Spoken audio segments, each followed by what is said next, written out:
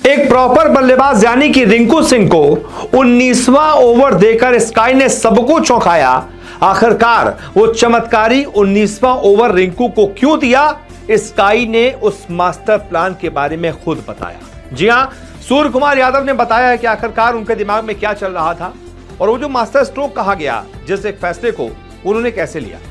अब एक ऐसा मैच जहां पर सामने वाली टीम को 2 ओवर में सिर्फ और सिर्फ 9 रन चाहिए हो, 5 से 6 विकेट हाथ में हो, सब कुछ बढ़िया हो और मैच आपके लिए हारा हुआ हो, आपका विनिंग परसेंटेज जो दिखाता है ना नीचे विनिंग प्रेडिक्टर, उसमें आपकी जीत 2% दिखाई दे रही हो, सामने वाले की 98% विनिंग प्रोबेबिलिटी दिखाई जा रही हो, वहां से आप मैच जीत लेते हैं, मैच पलट देते हैं। 18 ओवर में पूरी तरीके से मैच के अंदर थी श्रीलंका की टीम और इंडिया के लिए हारा हुआ मैच था। 2 ओवर में 12 गेंदों पर सिर्फ और सिर्फ श्रीलंका को 9 रन चाहिए थे। अब अचानक से हम देखते हैं कि मोहम्मद सिराज का 1 ओवर बाकी भी रहता है, उसके बावजूद दूसरे गेंदबाजों के भी बाकी रहते हैं, लेकिन ओवर किसको दिया जाता है?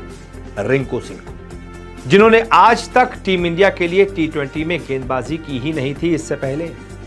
अब बताइए, एक बल्लेबाज, प्रॉपर बल्लेबाज रिंकू सिंह, वो नेट्स में गेंदबाजी करते थे, लेकिन मैच में सबको लगा इसी ओवर में मैच खत्म हो जाएगा। स्काई ने एक गैम्बल खेला, that Gamble paid of.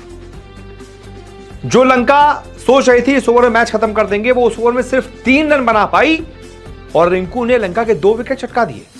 Match और फंस गया। 12 पर 9 चाहिए थे, अब 6 पर 6 चाहिए थे। ऐसा मैच बना दिया रिंकू सिंह ने और उसके बाद स्काई ने कमाल कर दिया, 5 रन का ओवर दिया, मैच टाई हो गया, सुपर ओवर में इंडिया जीत गई। तो आखिरकार उस 19वें ओवर में स्काई के दिमाग में क्या आया, ये उन्होंने खुद बताया है। मैच के बाद उन्होंने बात करते हुए बताया कि आखिरकार क्यों उन्होंने ये मास्टर स्ट्रोक खेला। स्काई कहते हैं 20वें ओवर का फैसला आसान था, मुश्किल फैसला तो 19वें ओवर का था। सिराज और कुछ अन्य के पास अपने अपने ओवर बाकी थे, लेकिन मुझे लगा था कि रिंकू उस विकेट के लिए बेहतर थे, क्योंकि मैंने उन्हें नेट्स पर गेंदबाजी करते देखा है और मैंने उन्हें नेट्स पर काफी अभ्यास भी कराया है। मुझे लगा कि ये सही है और इसीलिए मैंने ये फैसला लिया। फिर आगे सूर्य कुमार यादव कहते हैं कि मुझे पता था 19वां ओवर हमेशा भारतीय क्रिकेट के लिए मुश्किल रहा है, इसीलिए मैंने रिंकू को जिम्मेदारी दी। बाएं हाथ के बल्लेबाज के लिए दाएं हाथ के गेंदबाज का सामना करना थोड़ा मुश्किल होता है। ये बहुत अच्छा था कि उन्होंने अपने कौशल का सबसे अच्छा उपयोग किया और मेरा काम आसान कर दिया, क्योंकि अब मेरे पास आगे बढ़ने के लिए एक और गेंदबाजी विकल्प है। यानी कि सूर्य कुमार कह रहे हैं कि 19वां ओवर हमेशा से ही बड़ा चैलेंजिंग रहा है टीम इंडिया के लिए। अब ऐसे में उस विकेट को देखते हुए मैंने फैसला लिया। सिराज का भी 1 ओवर बाकी था, कई गेंदबाजों के 1 ओवर बाकी थे, लेकिन उस विकेट पर क्योंकि बॉल थोड़ा टर्न हो रहा था, सामने बाएं हाथ के बल्लेबाज थे और अच्छा खेल रहे थे, इस वजह से मैंने रिंकू जो दाएं हाथ की गेंदबाजी करते हैं, बाएं हाथ के बल्लेबाज के लिए थोड़ा मुश्किल होता है दाएं हाथ के ऑफ स्पिनर को खेलना, बॉल बाहर जाता है।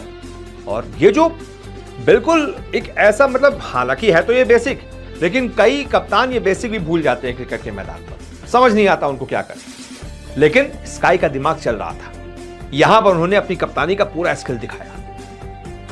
उन्होंने बताया कि क्योंकि बाएं हाथ के बल्लेबाज के लिए दाएं हाथ के गेंदबाज मुश्किल होते हैं, इसलिए मैंने कहा रिंकू के साथ गैम्बल खेलते हैं, और रिंकू ने शानदार ओवर किया।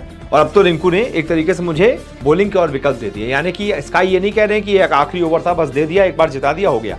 वो ये कह रहे हैं आने वाले वक्त में भी मैं रिंकू का ऐसे इस्तेमाल करता रहूंगा, जब जब रिंकू की जरूरत होगी मैं उनका इस्तेमाल करूंगा। उन्होंने मुझे गेंदबाजी में एक और विकल्प दे दिया है।